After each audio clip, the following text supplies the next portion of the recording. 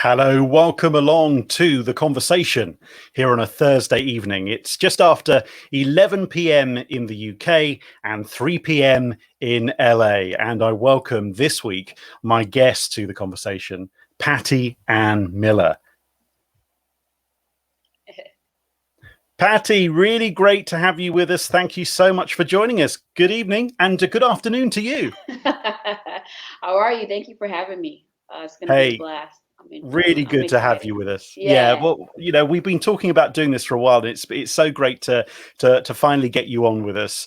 And I think, first of all, I need to say that as a performer, as a musician, you're incredible. You have also, over the years, acting has become a big part of that. But I think we'll start with just giving a kind of sense of Patty Ann Miller, first of all, the person who started getting interested in music, for those who are just tuning in now and joining us. Is it something that you always wanted to do? Actually, no. I think the first thing that was natural for me was dance. Dance was natural, like just off the bat, parents also always supportive. Go Trisha, go Trisha. You know what I mean? So I was always like pop locking, 80s. I'm an 80s baby. So yeah, me too. Right. I mean, okay, hold on. Actually, I'm going to pull back slightly here. I'd like to say I was. I'm a 70s baby, but an 80s kind of mover, Okay. I was like, okay. Look, Patty, what's going to happen is there are going to be friends of mine who are watching who are going to say, for goodness sake, Dom, do not start talking about your robotic dancing in the 1980s and, all of that.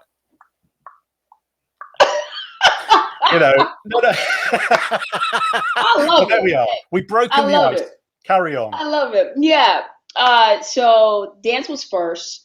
And then when I was 10 years old, I wanted to be in the band, the concert band. So I didn't know what I wanted to play, but I didn't want it to be expensive for my parents. I was looking at the trumpet, and the saxophone and things like that. And then I was like, what's probably really cheap will probably be a pair of sticks, because all I had to do was buy a pair of sticks and the drums were supplied by the school. Right. So that's kind of how I started. And can you explain that for us, the kind of concert band in high school in the States? Yeah. Because it's huge, isn't it?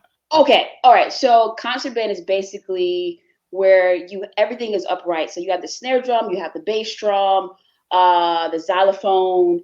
It's concert band. It's not like, where you're playing the drum set. It's just everything is here. I play the snare, or if I'm playing the bass, I play all the timpanis. It's concert band, like something that you would see in a symphony, something like that. Yeah. That's where I started. And it was cool. It was great. I had a couple friends that were in there. And then one day I saw this kid that was a little older than me. He was playing the drum set. And I was like, now that looks cool. And I said, hey, can I try? And he said, yeah, sure. So when I sat behind the kit, it came natural. Really? Like, I didn't have to think about it. It was just, I played the beat. And from that point on, I just never stopped. And when I had my first jazz band concert, which is like when I'm playing the drum set with the jazz band, my parents saw me play drums for the first time, and they knew I had a gift. So they immediately bought me a drum set, and like the rest is history. Like that's the foundation right there. And I just never stopped. Always nurtured. So they were totally for it. They wanted you to do what you wanted to do. Oh yeah. They saw it. They was like, wow, you can really play drums. So I started in the garage. Then I worked my way in the basement, and then I worked my way up to the living room. And they've been supportive. They let me play as long as it wasn't too late. It wasn't, where some parents don't allow their kids to play the drums or because it's too loud. Oh, that's too loud. I don't want to hear that. They was like, that's what you want, we'll support you. So I had very, very supportive parents, and I'm grateful for that. Blessings there, definitely. We join you in Los Angeles, and I remember when you and I had a pre-Zoom chat a few weeks ago, and you had you know, we pre this, we had a conversation, and you said to me, "Oh, I've got the drum kit behind me," and I said, "Oh, great, that's fantastic." You know, thinking, "Okay, come on, you'll play," and you literally went, "Yeah, I'm not doing that. Do you know how loud I am?" And the neighbors, it was all about the neighbors, right? Yeah, and I will say this, like now, you know, here in LA, you know, people are not trying to hear that. Yeah, sure. But back home, uh, my neighbor Celeste, she was such a sweet woman, and she was so supportive as well. So I appreciate her as well, because I knew that she was hearing them through the walls like every day, and just probably driving her insane, but she was still sweet about it. It may have been like a handful of times where she called and she was like, "Hey, I'm taking a nap. Can you pause?" And I was like, "Okay, I'm sorry." Yeah, All and right. now with everyone at home, it's a totally different story, isn't it? You know, it's kind of like I think there's musicians all over the world who are kind of, you know, in that situation of going, Oh yeah. yeah, I can't get away with that anymore. That's not going to happen Absolutely. during the daytime. Absolutely. For those who are just joining us on Facebook, Twitter, and Twitch, thank you so much for being with us here on The Conversation with my guest, Patty Ann Miller, who is with us, joining us from California. And your messages, you know, keep them coming in as well throughout this conversation between now and midnight for us over here in the UK. And 4 o'clock we'll go to with Patty Ann there in LA. Also, I just thought it'd be really good to kind of do a little roll call of some of these big moments in your career, and then maybe we can sort of dissect some of them. But let's have a look at this. Now, what a collection this is. Yeah. Absolute joy. First of all, let's go straight to the top there in the middle. And you are just in your element. Whoever took that photograph has absolutely captured what you love about playing the Absolutely. drums, right? Oh yeah. I'm very passionate when I play, and I want people to feel my energy. I want people to be inspired. I want them to find that thing that makes them feel the way or what they see. You know, like wow, like she's really into it. She really loves what she does. I want to find that. I just play with all of my heart, and I just let it flow. And my job is to share my gift and let that flow over to others, so um, they can be inspired to do and find those passions within themselves. Patty, we'll come through and we'll talk about some of these different areas of your life in a moment, and we'll just whiz through these different scenes here because we can see the Green Room series there, which is something that you really helping the generation of drummers learning about the skills of playing the drums and musicianship and all of that. Also, that picture right in the center bottom, of course, the recent movie that you starred in. This is Face the Music, the Bill and Ted third film. And we had Alex Winter, who was on my radio show here in the UK. And he absolutely adored having you on that with him. He said there was something amazing, to quote him, he was saying something along the lines of, you know, there's something amazing about having a person with that amazing musicianship really owning that part of Grom, a prehistoric drummer. But we talked about that whole idea about actually, you know, you have the sound, the beginning of sounds were all about that, weren't they? They were about people first making that very first beat. You know, this is where we are today because of those people, our forefathers before us, you know, all of those people who created that sound. So Bill and Ted has a great way of doing that as a film because it kind of connects us to say, hey, the reason why music's here is because of that. Right. Yeah. I mean, just I feel like drums have an important part in history, period. I mean, we can go to the Indians, we can go to, you know, Africa. You know, it's just the foundation, it's the beat, it drives you, it makes you want to dance, you know. And there's a lot of communication with drums as well. Back then there was a lot of communication with drums. There's talking drums, there's so many, you know, when it comes to different uh, uh, you know, ethnicities and what they do and what it means to them. And it's just crazy how there's so many layers to it. So playing Grom, and figuring out how to play on lambskin and skulls. It was pretty different. And my drumsticks were two bones. So it was a lot of fun, and I enjoyed creating what I thought, would be, the sounds of music back then. And what about working on a film like that with Keanu and Alex, and being able to be part of what is an absolute piece of film history? I mean, the fact that they did a third, and I know they both considered it. They thought about it for a long time before they went to do a third, because they were like, things in threes, do they always work? But actually they owned that, didn't they? Yeah, I was really grateful to be a part of like such a classic trilogy.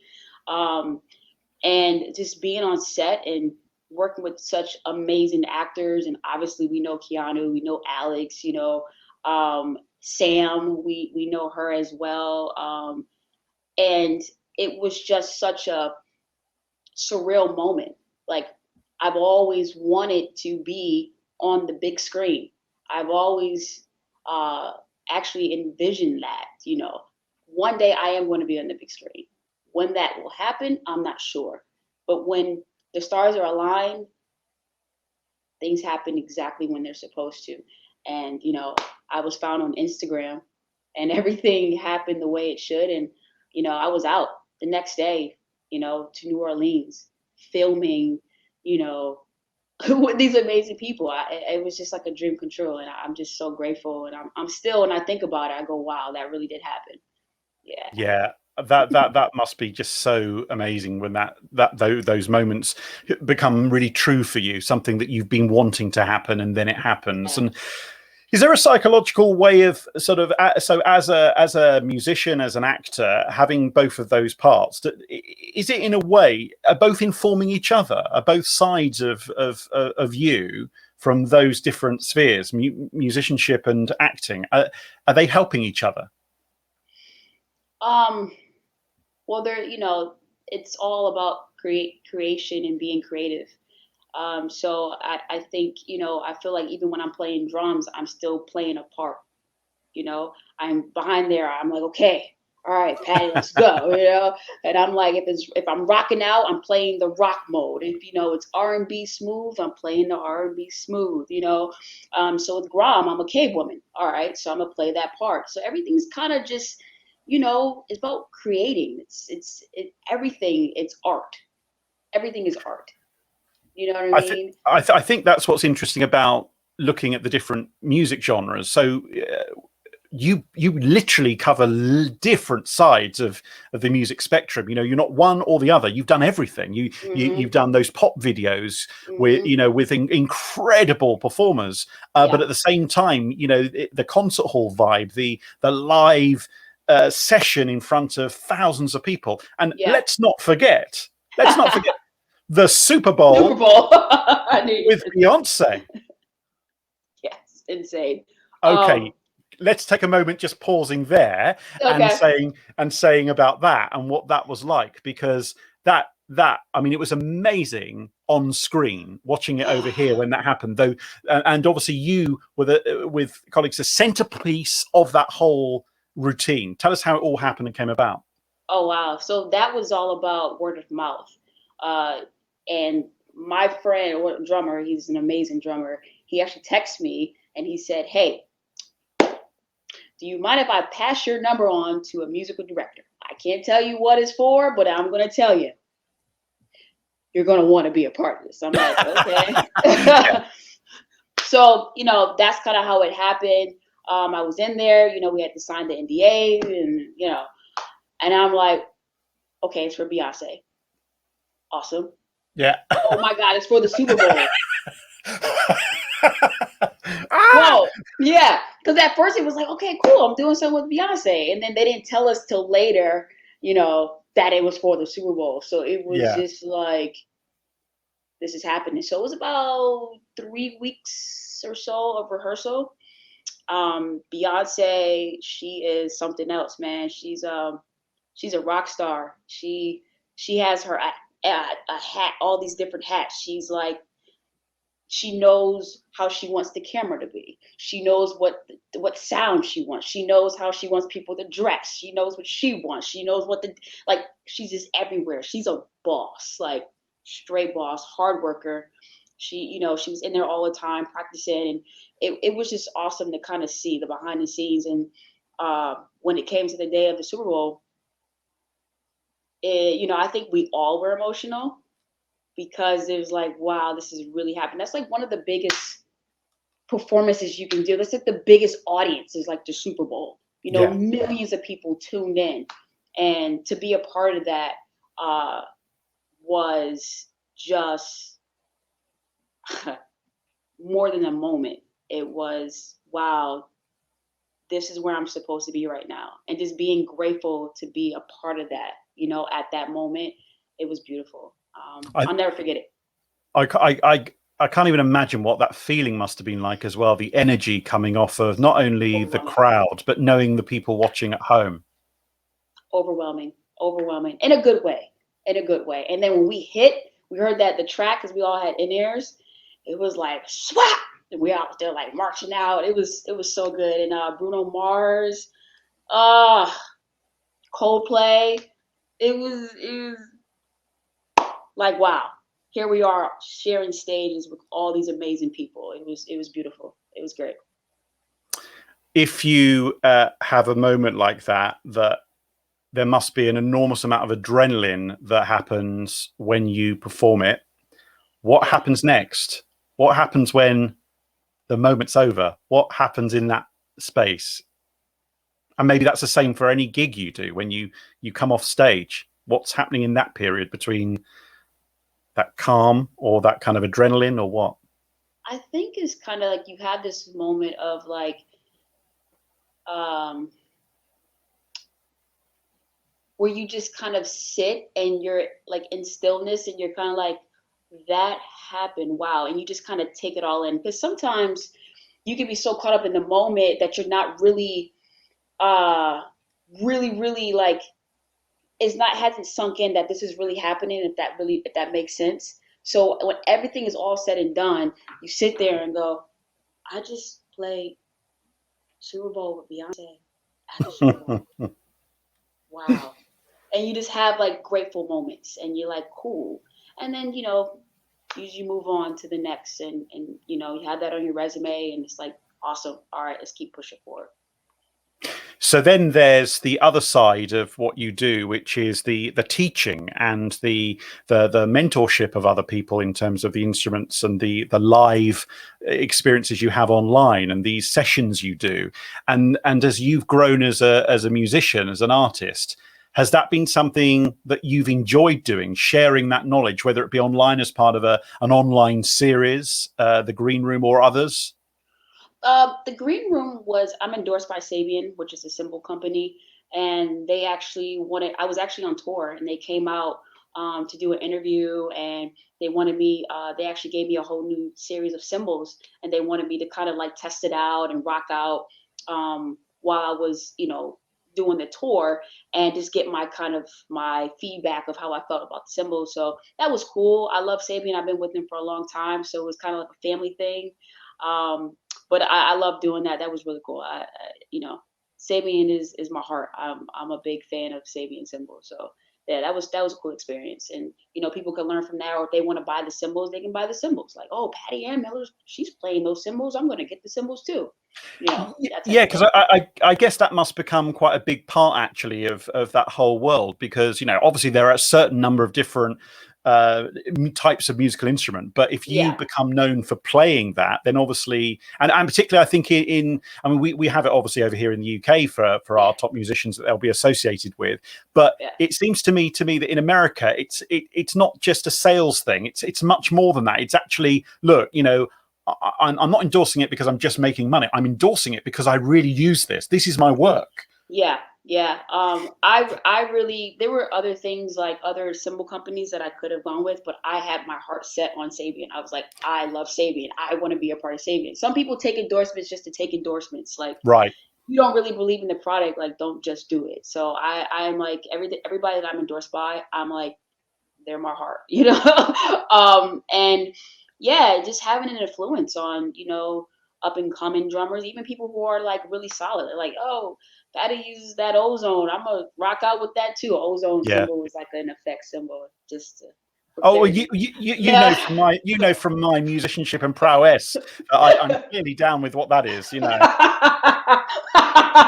Right. Ba-doom. The one thing that I know from our previous conversations we've had on the radio is that you're Yeah. so passionate, Patty Ann, about what you do. You absolutely love it, but it's actually it's on another level, which I thought we might talk a bit about. Sure. And tell me if this is right or wrong, but I often feel that it's more ethereal than that. It's a spiritual thing. You're really, this is you. It's an expression of you. It's not a job. It's not just a role you might do. Everything you will put yourself through, everything you will do, and this is hard work. It's hours and hours of practice as well. I think we often forget that when we see a musician on a stage or on our screen, or an actor, there for us on our streams or whatever it might be. That there's not all that prep that goes on beforehand. But just on that word of spiritual, is that a good word to say? Oh yeah, like energy. I say if there were 3 drummers and we all played the same thing, for me, I think I know what would stick out would be my energy. You know what I mean? That kind of, I feel like that's what separates me from other people, which connects to the spirit, which connects to, that passion. And you just feel it. You feel it in a certain way. It's just, energy is so powerful, and depending on how you use it, it can be very inspiring to people. So my energy, I'm just like, I don't know, when I'm tapped in, I'm tapped in. Sometimes I'll play the drums and I don't remember what I played because I was so tapped in. I'll look back at it and I'm like, whoa, I did that. Oh, okay, cool. Like it's crazy when you just tap in. It's like kung fu. It's like chi, the movements. It's like you're fully engulfed in it. You're just giving your all. I'm all about that. That's what I believe. I believe everybody should just give it everything that you can and let people feel it. Inspire people, When you're in that zone, you've got the sticks, and you're in that moment, and you've got that rhythm going on. You're either doing it solo or you're connecting with obviously a band, and we'll talk about some of that and who you've worked with. But those experiences, do you often feel that you go into another place? So when I talk to actors like yourself, and this is why I asked at the beginning about whether the two worlds connect quite a lot. You almost go into a zone of Patty Ann Miller, the person who is the drum connection. You're not just that. You're not just Patty at that moment. You become that has developed over the years. You get into that zeitgeist of, I can hear it. You almost sometimes don't even know you're doing it because you just do it because it's part of you, because you've learned, and it's muscle memory, and it's right. Yeah. That's when it's just in you, like the things that flow. I do have I've had moments though when I end up getting disconnected, whether it's a wrong note played. I'm like, wait, what just happened? I'm known for that. They were like, oh shit, Patty, what happened? They'll talk, Patty, you good? I'm like, something's not right. I'm talking to and it throws me off. But for the most part, yeah, I think it's important to stay zoned. Everything is it's a synergy, So when the synergy is broken, I can feel that. So I'm sensitive to it. So that I'm like, what just happened? But it is what it is. I give my heart. That's it. Yeah, you definitely do that, and I've seen some. I mean, I urge people, if they haven't seen you perform, go and take a look on YouTube and see. Just type in Patty Ann Miller, and you'll see this amazing bunch of videos of that happening. Now, absolutely. If you are just joining us, thank you for being with us. We're almost at that halfway stage of the conversation, which I always think is amazing how quickly it goes. Crazy. Isn't it crazy? But if you are just joining us on Facebook, Twitter, or Twitch, thank you for being with us. what is it, 11:30 almost here in the UK, which makes it 3:30 almost in the in LA. We were laughing last night when we were chatting about time zones and how crazy it is to try and keep up sometimes between our different countries of where we are and everything. But if you are just tuning in, please do send your messages in, because and I know that for the first half an hour, what tends to happen is everyone is just intently watching, and they haven't got a question in their hand as well as getting to know each other. But if you've got a question, Patty Ann is very happy to answer it. And if you've got a thought about whether it be music or film, please do let us know. Right, I'm going to take a first message, Patty, that's come in. So we'll just take a look at this. And I just mentioned YouTube, which I think probably came in at exactly the same time as I was saying that. But maybe you can help out with this one. This is from Ed, who says, "Can you point us towards a good example of Patty's drumming? What do you think would be a key video that you absolutely love and you think that's me?" Okay, there's one in particular. It was a Red Rocks performance, and it was amazing. It was about 3 years ago, and you can find that on my Facebook. If you scroll through my Facebook, and you can find it on my IG. I have it's 2 videos, and it is called "The Many Faces of Patty." I'm like smiling, I'm making crazy faces, but I'm so passionate. It's like I'm wilding out. Like it's so beautiful to watch. So yeah, you can find it on my IG. You'll see it. It's kind of like you could tell it's like the Red Rocks amphitheater. It's a really popular theater that people will perform at. And I'll have like a 9:30 shirt on. So look for that video. That one's that's me all day. Like full explosion. There you go, Ed. Thank you, Ed, for your message coming on Facebook tonight. I appreciate it. If you want to send your message through, do so right now, and we'll answer some of these points and have a chat. Let's talk a bit about the acting now, then, about how that has become a part of your life. Was that in your mind? Did you always have that kind of sense of I want to be on screen? Then you mentioned a little bit about you knew that it was part of you, that one day you would, and you have achieved that in a big way with Bill and Ted. But is there more to that about in your mind about what you saw? Because you said about actually wanting to be a dancer, and that was your first sort of starting point. Yeah. Oh man, I feel like dance, drumming, and acting has been like that vision for myself.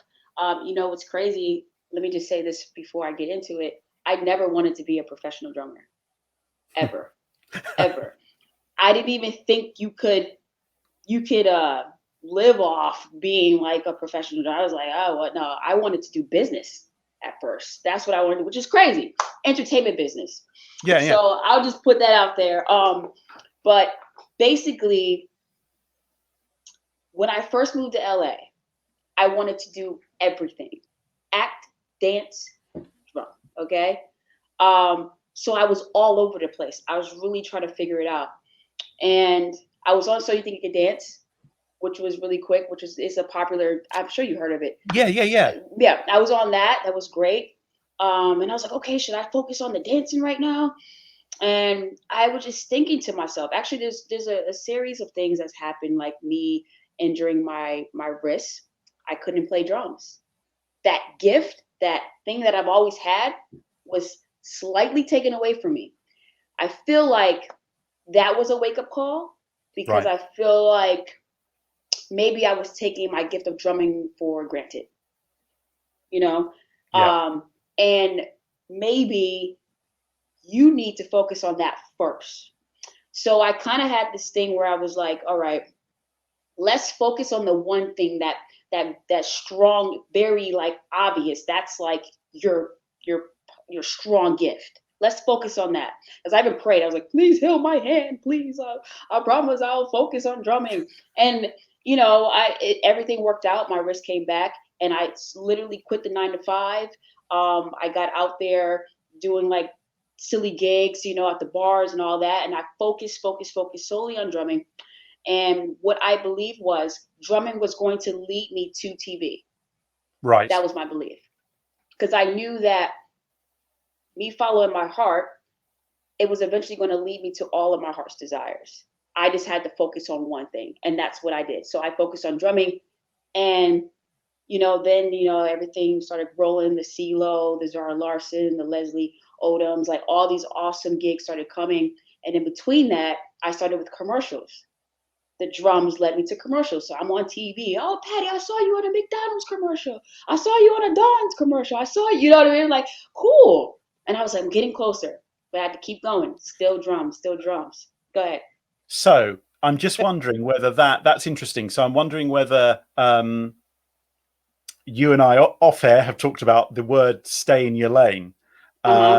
And sometimes that phrase is seen as a kind of negative thing, because it's kind of like saying you stay in your role. However, it can also be seen as a positive thing, that if you focus on what you're really good at doing and you love that part, then maybe those other things around you can happen, because you're almost not trying to chase that dream so much that it becomes uncontrollable. It makes the other part of your world weaker, because you're not able to fully immerse yourself in that. So it sounds to me like the advertising side, the ability for that to happen, and then those bigger gigs are starting to happen. You mentioned CeeLo Green, all those others. It all happens, and then before you know it, you're doing the Super Bowl, and before you know it, you're on Bill and Ted 3. Right. Wow. I mean, just saying that in one 10-second sentence sounds like an incredible moment. But at the heart of it, it's that determination and that drive and that passion. And keep going. Yep. It's like, I knew this was all going to happen. I just didn't know how it was going to unfold. I was just like, just stay here, and everything's going to kind of split for all the other things that you always wanted to do. So that's what happened. And from the commercials, like you said, the Bill and Ted happened, and that still was connected to drums, because Grom was, a drummer, a cave woman drummer, so everything connected. And I think it's a beautiful process, and I'm just enjoying the journey. I feel like there's going to be more of that. Same thing if you think about, because I will always look at them like Jamie Foxx and Jennifer Lopez. Like Jennifer Lopez was a dancer on Living Color. I don't know if we got that over here. We got that over here. Okay. So she was a dancer, and then it went to, I think it was singing, and then she got into acting. It all connected, and I was like, that's what's going to happen to me. Jamie Foxx, he was a singer, and then he was also doing like funny comedy. And the singing, people couldn't really take him serious because he was so funny, so they couldn't look at him like that with a singer. But eventually, he had that song that came out, and then it was blew up, and then he's like now he's a big movie star, boom, boom, boom. And that's kind of what I know is going to happen.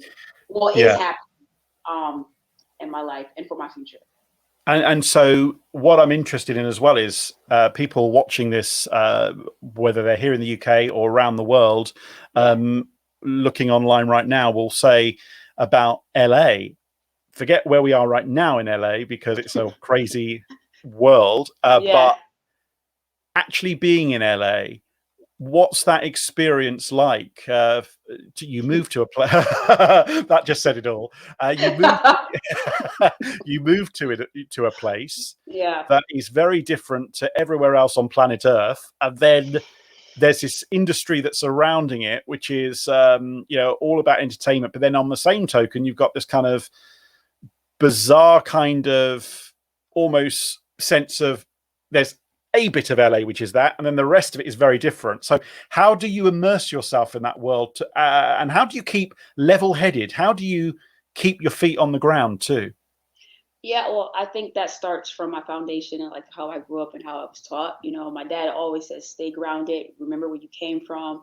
So that's rooted in me. And I also know that things can change immediately. Things can be taken away from you. So I'm aware of that, and just stay humble, and don't, fly up too high, and don't ever look down on people. Just be cool, just be you, and I don't know, just keep sharing your gifts and whatever, but just don't get too cocky, like, so my dad, he'll but my dad, he's great. My parents are great. But when I came to LA, it is a different world here, but I love it so much. And a lot of people had negative things to say. Oh, people are fake. There's people with fake lips, fake boobs, and people are, they may turn on you. And I'm like, okay, but you don't have to necessarily be a part of that. You can attract your circle and what you like, and you may see that and then maybe negative, and you're like, oh, I don't want to do that. Some people get caught up. But with me, I think just my discerning spirit, and I'm very intuitive. I kind of know, and you learn over time and over life. You learn. You know what to look out for. But LA has taught me so much, and it's been such a beautiful journey. I was so lost when I first came here. I was trying to figure it out. And it took me about 3.5 years to really figure out, like, okay, this is what I'm going to do. Because I had a 9-to-5 job, and I was sneaking into like auditions for acting, and I wasn't supposed to be there. Like, I was all over the place. I'm trying to tell you, I was like trying to make it. Everybody here is trying to make it. They say 2 years. There's like, if you can make it past 2 years, good job. Some people they end up saying, I can't do it, I'm going back. But again, the determination, the ambition, I have the faith, and I believe that this is where I'm supposed to be, and this is what is going to set my like trailblaze my journey. This is where I'm supposed to be. I can't be in Connecticut. Connecticut is where I'm from. Manchester, Connecticut. Like, what am I going to do there? Nothing. Like, I'll probably have a 9-to-5 job, work, go home, and that's it. This is where you make it happen. Where in New York. Yeah, whereabouts in Connecticut did you grow up? Manchester. It's so funny because, like, England, New England. I'm New England, so there are some similarities. I mean, even with the tea and the milk. Like, I grew up with the tea and the milk. Okay, so I'll tell you. Yeah, brilliant. So which is in first, the milk or the tea? Okay. Just asking. Oh, okay. Well, hold on.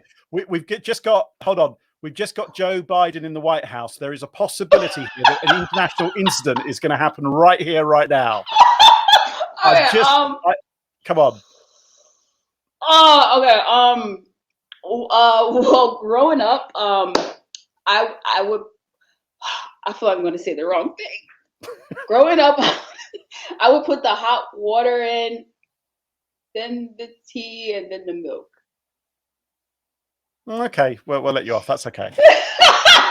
But then I have times where I put the milk in first, and then the hot water, and then the tea bag. No. The milk, the tea bag, and then hot water. Because, well, maybe not. If anyone wants to answer that question, they can. Isn't it funny that you talk to someone from England, and it wasn't me bringing up the cup of tea, it was you. It was me.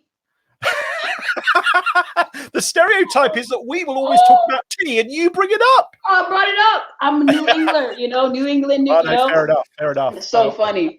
We are cousins. And the other thing is, so there was a place, you talk about places that obviously with that similar sound as well. I went to Danbury, Connecticut.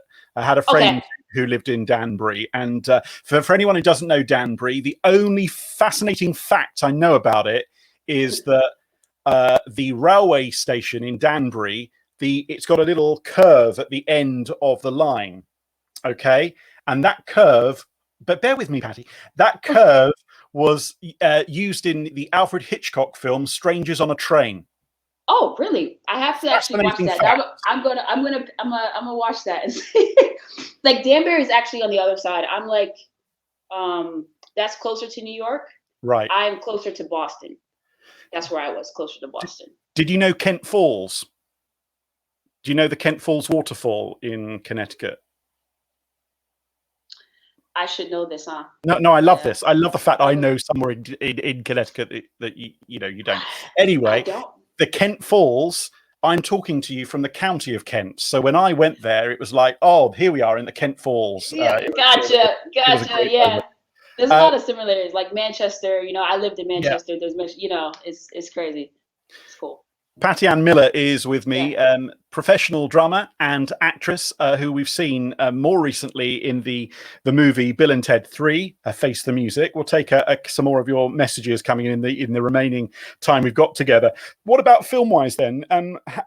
Obviously, we're in a strange time now where after that film has come out, which was delayed as well, the film industry is trying to get back to some sort of normality. It seems that the streaming services are owning television and film right now. Yeah, they are. Amazing. But what in terms of that progression for you, what are the steps? Yeah, I think, with the whole COVID happening, it kind of put a little standstill to my, the movement of me going in that direction. So what I've been doing right now is just focusing on like the commercials, because I have an agent with the commercial world. So that seems to be a lot easier to just book gigs in the commercial world, opposed to like jumping into like the film. I think once things kind of get back to normal, I'll be able to kind of like, make my way and getting opportunities that make sense for me. So I'm just kind of preparing and getting ready for that. Is it hard as well to be a musician without the ability to be on a stage, without the ability to have a gig, because people are not able to do it? Yeah, that's been tough, not being able to, express myself through drumming. But I did have a few drive-in shows, which were different. The crowd, they were cars. They weren't people. They were cars and honking.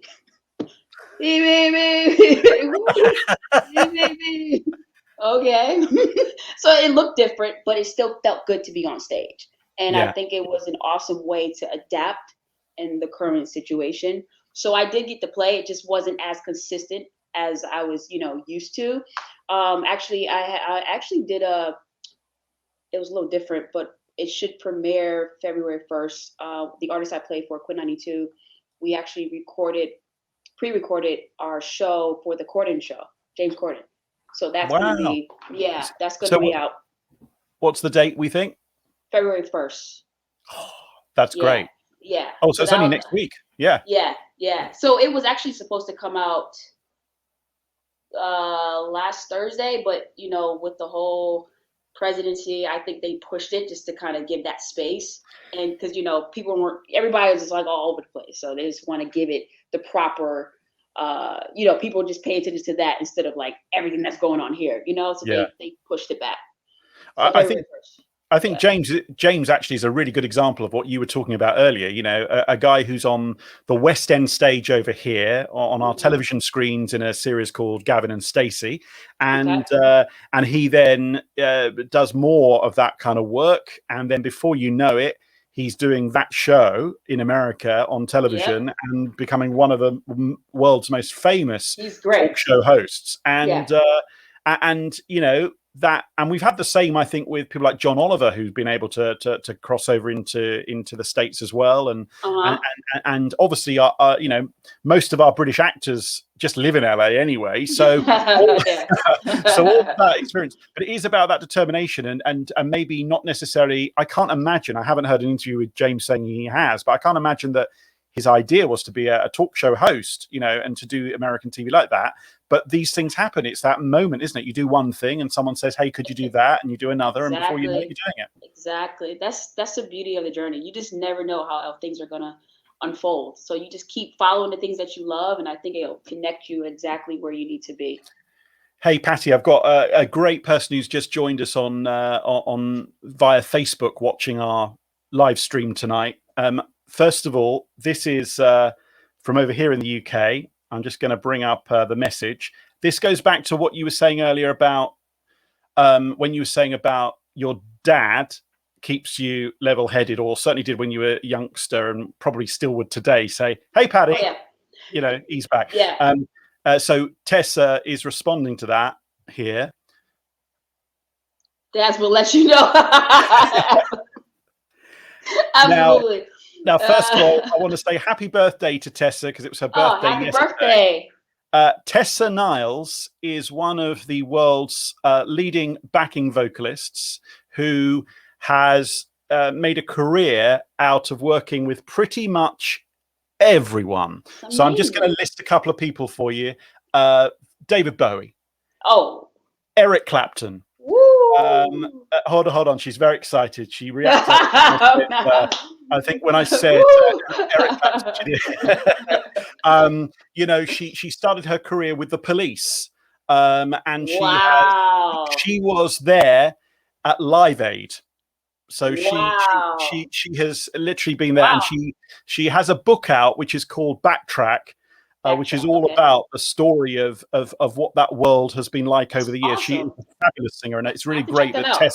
Tessa is with us tonight. And that, like you, that's someone who knows about determination and just keep going, and it is also about that professional edge that I think is you know, so key, about just kind of like having that drive. But I think there's more to it, because I don't know about you, but I don't think always we spend our lives as human beings saying that we, you know, in order to thrive, it always has to be about, you know, we must be good at this, we must be good at that. Sometimes it's more than that. It's a feeling, it's a sense, it's that from within. You have described it tonight as almost like you are telling yourself, it's okay, you're all right, we'll be fine, we're just going to keep doing it. That doesn't stop the hard work being behind that. Exactly. I think what I say is, your heart is the compass to your ultimate destiny. That's what I say. And that just basically says, when you follow those things the heart desires, you'll be okay, because you're literally doing something that you love, and you're using the gifts that you were blessed with, which serves out your purpose. And when you're doing that and serving others, I think we're all meant to serve others, to give back. I think, you know, we're here to do that. It's not all about self. So if you're doing that and following your heart and doing the things that you love, I don't care if you're great at numbers. If you're great at numbers, you'll probably be an accountant or something like that. You're still helping people, but that's your gift. You know, you just think about those things that naturally comes to you. What do you naturally do? Some people are great at talking. Like, they're just great at talking. They can just pick up a conversation. So I just think, just follow that. And when you know it's coming from here, you know that everything's going to be okay, because you're following. Don't get me wrong. We're going to go through some learning moments, but that's only to make you stronger for up ahead. If you know that, you're like, oh, okay, there's a moment of stillness. All right, what do we have to learn? What do I have to let go? What do I have to read? What relationships do I need to let go? Follow your heart. Pay attention to your intuition. Don't let that. You hear the intuition, but you go, oh yeah, I'm not gonna listen. Don't do that. That gets us in trouble. Listen to your intuition. Keep going, and just enjoy the journey and watch how it unfolds before your eyes. And you know, you'll be okay. Yeah. You know, it's so amazing. That's what I love about this. You know, so there are moments sometimes, you know, doing this as a piece online, the conversation is, and I love the fact that people, by the way, they watch afterwards. So once we go out live, you know, then there are people who make comments and a part of that afterwards often. And, you know, they might watch it a different part of the day. They might watch it tomorrow at some point, and they just have that moment where they hear. I think we as human beings, we're going through an awful lot, obviously, at the moment, and it's let's be honest, terrifying. But at the same time, I think something remarkable is happening, that we are all realizing that all those things we have made such a huge part of our lives are so not important, and barriers have absolutely, you know, come down in many ways. Now I know. And I don't want to get into politics with you, but I know that you know, your country has gone through some really tough stuff. How do we? I mean, you know, yeah. Breathe. Okay, everyone, just take a pause. We'll just breathe. Yeah. But the point is, in this time, we are all doing our best, you know, whether you've got kids at home and you're trying to homeschool them, whether you're on furlough because you don't have a job at the moment, but you're getting a bit of money that's coming in, whether you have had to change your career. I know of people who, particularly in the music business, who were doing those jobs and have literally had to stop those jobs and go and work in a high street store or something else because and there's nothing wrong with that job, of course not, but the point is it's a change for them. And actually a lot of those people are also saying, actually it's a different world for me and I'm quite enjoying it, and maybe I won't go back to what I was doing. So it's not all about you were this and now you're not this, but we're all adapting. And I felt in when we had our first lockdown over here, I felt this great sense of calmness where I suddenly went, do you know what? I realized how much I put into all this kind of materialistic world, and actually just having a walk outside your door for a bit of exercise, and if you're lucky enough to live near the countryside or by the sea or whatever it might be, that can be enough. That can be the energy you need in life. Exactly. And it's funny that you said that, because during the whole quarantine, like taking like nature walks was everything to me, and where did you go? Seeing everything. I would just like walk in my neighborhood, but I would like go on hikes. I would walk like 4 miles and just walk and just pay attention to nature. And if you pay attention to the seasons, like, you know what I mean? Like, there's winter, fall, spring, and summer. That's life. That's the cycle of life. And I was like, I feel like right now we're kind of going through winter. You know what I mean? It's just like, but it's okay because the seasons change. So this is just a seasonal situation. And during that season, you just have to adapt accordingly and just kind of figure out what you need to do in that moment of time, But this is Game of Thrones winter, I mean, this is some heavy shit. 1000%. It's like, whoa, this is a winter we've never seen before. It's like, wow. But we're getting through it. We're getting through it. And we will. And but you're right about that seasons, and it's made me think. So where I live, where we're talking to you from now, I'm very lucky. I've got countryside all around me, and every weekend. So tomorrow I'll be off, and I'll have the weekend off, and I will, at least twice during that period, I'll go for a long walk with my wife, and we'll walk around this area which we know so well. But what you just said about the seasons there, now in the past for me, in this busy work life that I have, the seasons would have been, oh yeah, okay, and now we're in this, and now we're in this. Oh, and that means this for work, and that means that for work. Now the seasons have been, oh look, I can actually see a bird I've never seen before. Look at that bird of prey flying over. Look how the water nearby is changing, and suddenly you can hear the weird laughing frogs. We literally have laughing frogs outside our door. They do sound like they're laughing, but I can tell you. Yeah. Hey, look. Do you see that little sign at the bottom of this screen which says laughing frog? I was actually going to ask you where did that stem from. I was going to ask you where that came from. So that little production company of mine, Laughing Frog, is named after the actual laughing frogs that are just outside my door. That is so cool. If we were in the right season, you'd hear them really loudly here, and they sound like they're laughing. I think I think I did a piece about the only other place they are in the world is something like Brazil or something, but they're laughing frogs. And they do laugh. But Patty, they're not laughing. What is it, like a mating call? What is it? What is it? Okay.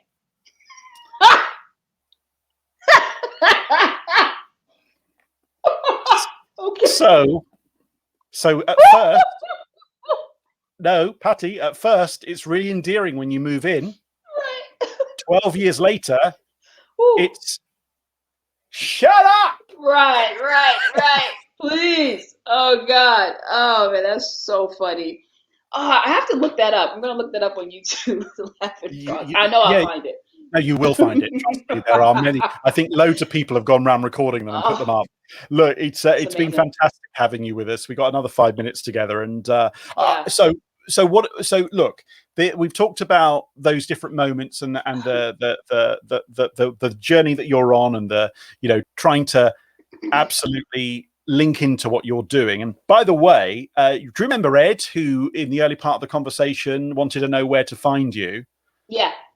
He has gone on and had a look at that performance. I love the fact that people can watch this and multitask on their screen. Right, it's come back, yeah.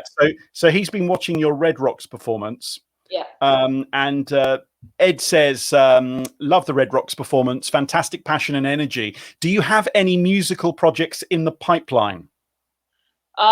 Just far as with the artists I play for, Quinn 92, we actually have a drive-in that email came in today. Oh, wow. We have a drive-in concert here in LA, which is great because, you know, things are starting to kind of slowly come back. So I'm excited for that. I was like, cool, that's great. You know, a nice performance that we could do here in LA. So I think there's going to be more of that, more drive-in shows until, you know, it's safe for people to kind of be all together and like a regular concert form. But yeah, that's going to be pretty strange, much it. though. Yeah, I know, it's just so weird to think about. It's like, don't come next to me, like. No, you'll literally be like.